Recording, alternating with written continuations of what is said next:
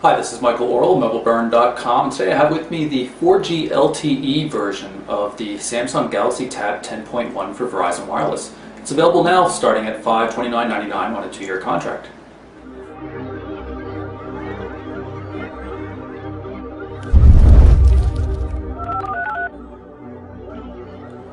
So here's the Tab 10.1's box. Open it up. There is the device itself.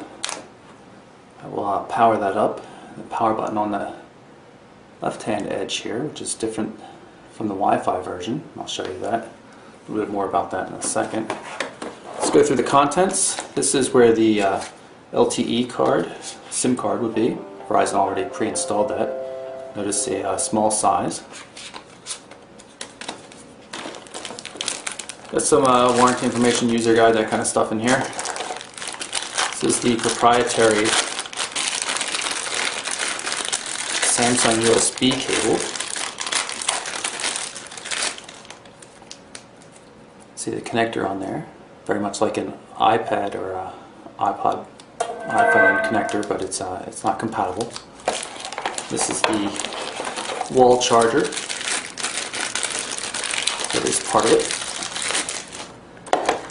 This US adapter plugs into that, so you can put the entire assembly in the wall and then plug the cable directly into it, like so.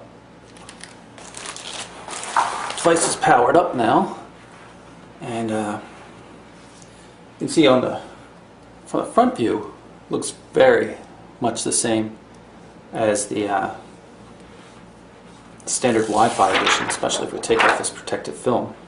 And you can see we've got cameras up front, slightly different looking from my perspective. Seems to be positioned a little bit differently inside, but overall looks the same.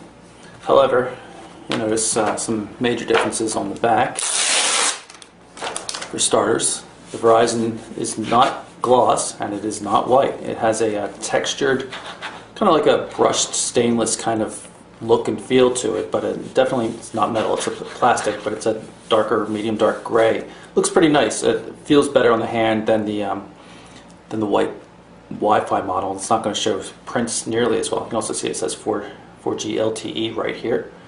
Same camera and flash on the back, but when we look at the top edge, you notice things change a bit. Power button on the Wi-Fi model is right here. Volume controls right here. And instead, we've got nothing right up there on the LTE model. 3.5mm headphone jack is still in the same position, but the LTE model gets a SIM card slot instead. When you go to this edge, you see that while they both have a speaker, it's been positioned slightly differently on the Wi-Fi model versus the LTE model, and that's because the LTE model gets its power and volume control moved over to the side here. And there's this matching speaker. So instead of reaching up top here to turn on the device, power and adjust volume, you do it a little bit more natural position when you're holding it in landscape mode here. Seems to work a little bit better from my perspective. Press the button here, brings up the screen, and we'll unlock it. And there's the home screen. I'm not going to spend a lot of time showing the particulars of the device because, quite frankly, this is 99.9% the same as the Wi-Fi edition of the Galaxy Tab 10.1. See, there's not a lot of Verizon software. Actually, I don't see any Verizon software at all on here. So it's a pretty stock-looking Android device running Honeycomb 3.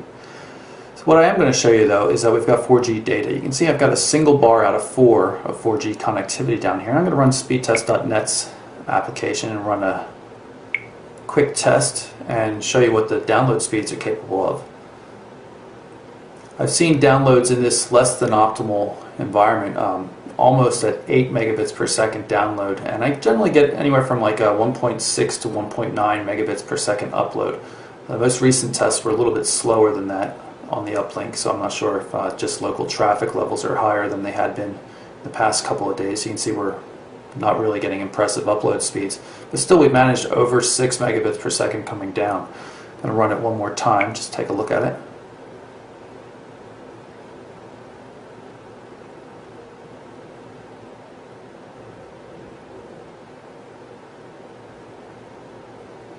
And you can see we did even better there, 7.2 megabits per second on the downlink.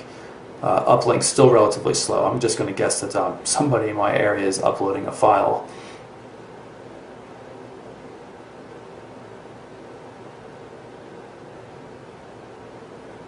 As I mentioned, this is an Android 3 Honeycomb device. You can see we're running 3.1, not the latest version of Honeycomb that's out, but good enough for right now.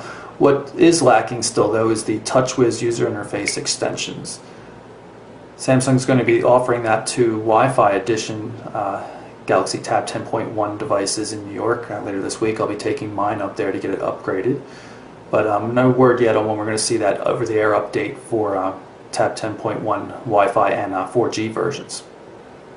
Before I wrap up, I just wanted to show you the relative sizes of the micro SIM that comes with the Galaxy Tab 10.1 with LTE versus the size of a regular full-size SIM card. Normal Verizon devices don't use a SIM card. This one happens to be from a global roaming device, such as the Motorola Droid 3 or something like that. You can see it's significantly smaller, this micro SIM form factor, but the contact area is mostly the same. So there you have it. That's my quick look at the Samsung Galaxy Tab 10.1 with 4G LTE for Verizon Wireless. I'm Michael Orl for MobileBurn.com.